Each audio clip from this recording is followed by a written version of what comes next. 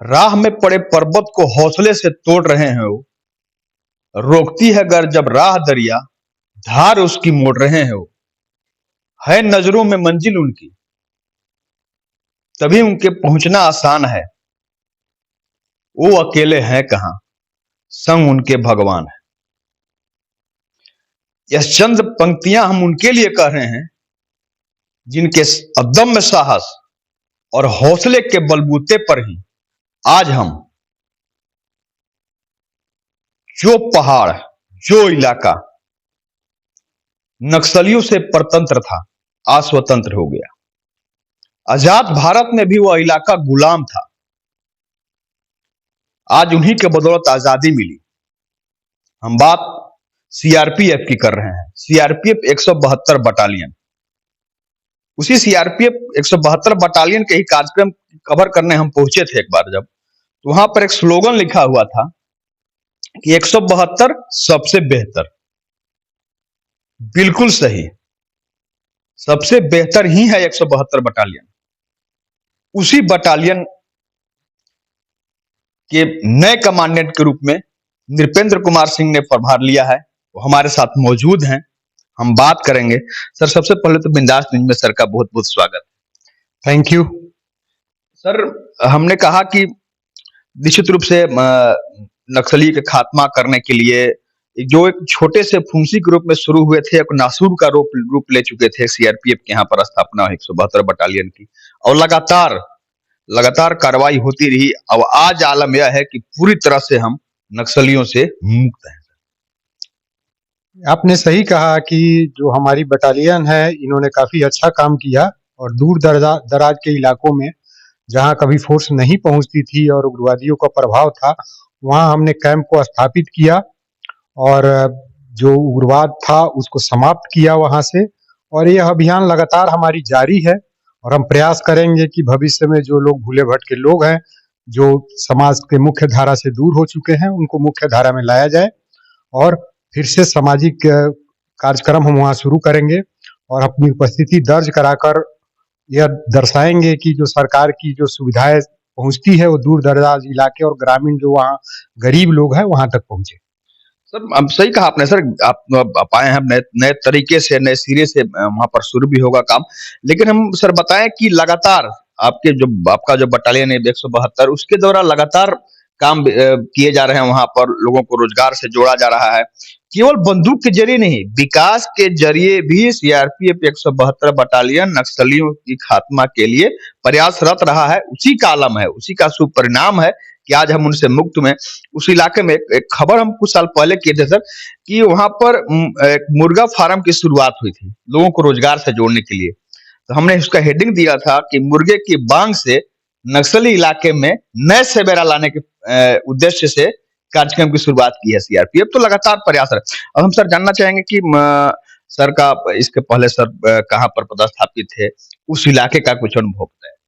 जी, मैं चूंकि सीआरपीएफ में हूं तो कई जगह पदस्थापित रहा हूं। इसके पहले मैं झारखंड में ही था, चाईबासा डिस्ट्रिक्ट में, जो भी एक काफी ज्यादा उग्रवाद प्रभावित है। वहां भी हमने काफी काम किया है और वो बटालियन जिससे मैं आया हूं 197 बटालियन, वहां भी लगातार उग्रवाद विरोधी अभियान किए गए हैं और कई क्षेत्रों को उग्रवाद मुक्त किया गया है वहां। आप पलामू भी रहे हैं, आप पलामू में उस दौर में आप रहे हैं जिसमें नक्सली चरम पर हुआ करते थे, लगातार उनका मूवमेंट हुआ करता था, वो घटना को अंजाम देते थे। पलामू में भी रहना हुआ है? जी, मैं झारखंड में पहले 2002 से 5 तक रहा हूं, जिसमें चतरा, हजारीबाग, पलामू, बोकारो, लातेहार, इन सब जिलों में मैंने काम किया है। और उस वक्त मैं कंपनी कमांडर हुआ करता था, तो कंपनी के साथ अलग अलग जिलों में उग्रवाद विरोध अभियान जो चलते थे, वो सिविल पुलिस के साथ मिल करके हम लोगों ने काफी अच्छा काम किया है। यहाँ पर सर, जैसा कि हमने कहा कि बंदूक के साथ साथ विकास की भी एक नई पटकथा लिखने का काम किया है सीआरपीएफ का 172 बटालियन। किस रूप में फिर एक नए सिरे से, इसलिए कि लोग वहां पर जुड़ते जरूर थे, लेकिन उनके मन में एक भय हुआ करता था कि अभी भी वो काबिज हैं। आज लेकिन वो पूरी तरह से दूर हैं जिस भय के माहौल में, क्योंकि नक्सली जिस ग्रामीणों को कहते थे कि हम आपके हमराह हैं, आगे चलकर उन्हीं के लिए वो हमदर्द, सरदर्द बन गए।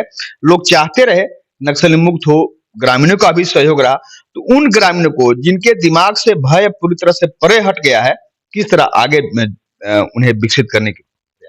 जी, जब पुलिस सबसे पहले पहुँचती है किसी क्षेत्र में जहाँ उग्रवाद प्रभावित क्षेत्र है, जहाँ दुर्गम क्षेत्र है, कोई नहीं पहुँच सकता, तो पीछे से सारी सरकारी योजनाएँ जो हैं, वहाँ पर पहुँचती हैं और जो लोग पिछड़े लोग हैं, जो अनभिज्ञ हैं सरकारी योजनाओं के बारे में, उनको जानकारी हम लोग देते हैं जा कर के, उनको मदद करते हैं हम लोग और पीछे से सारी सरकारी योजनाएँ वहाँ पहुँचती हैं, आधारभूत संरचनाओं का विकास होता है, जैसे रोड हो गया, बिजली हो गया, जिससे उनके लिए रोजगार के अवसर पैदा होते हैं और जब रोजगार के अवसर पैदा होते हैं तो उनकी जीवन स्तर ऊंचा उठता है और धीरे-धीरे वो समाज के मुख्य धारा से जुड़ते हैं और वो हमारे साथ मिल जाते हैं और अच्छा काम करते हैं, सहयोग करते हैं।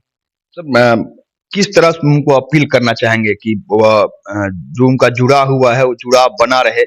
उनके साथ सीआरपीएफ है, उनके साथ पुलिस प्रशासन है, उनके साथ सिविल प्रशासन है। जैसा कि हम आपको बताएँ सर कि हाल में जब बूढ़ा पहाड़ पूरी तरह से मुक्त हुआ तो वहाँ पर सबसे कार्यक्रम की शुरुआत भी हुई वहाँ पर।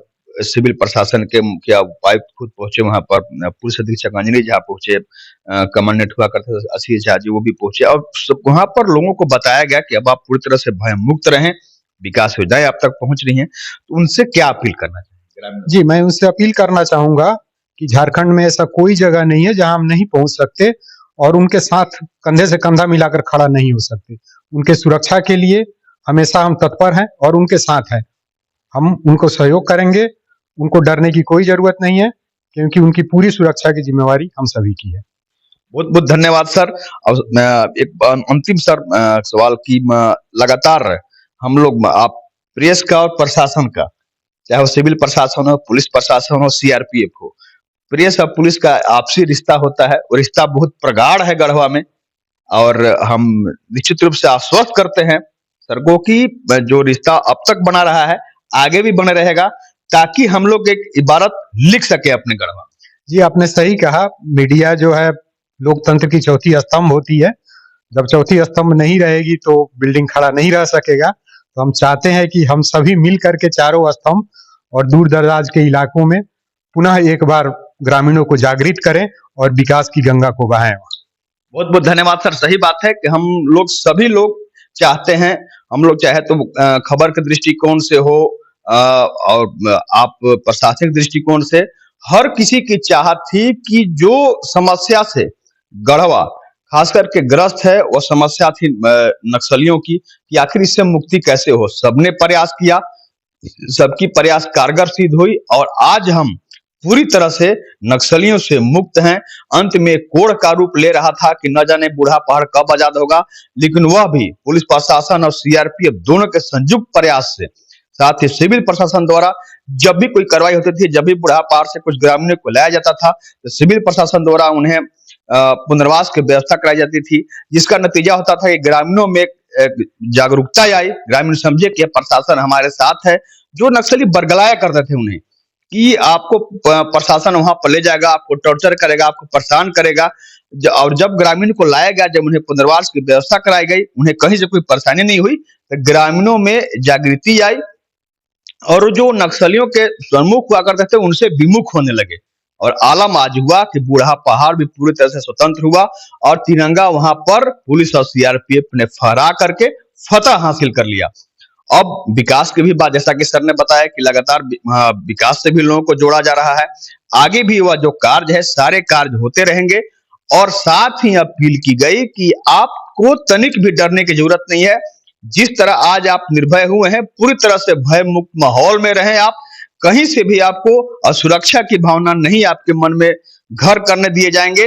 आपको पूरी तरह से भय मुक्त माहौल में विकास से जोड़ा जाएगा और आप विकसित होंगे, ना तो किसी का अफवाह में आवे, ना तो किसी के बरगलाने में आवे। अब आपको एक नए तरीके से, नए सिरे से जीवन की शुरुआत करनी है। कैमरामैन दीपक के साथ आशुतोष रंजन, बिंदास न्यूज, गढ़वा।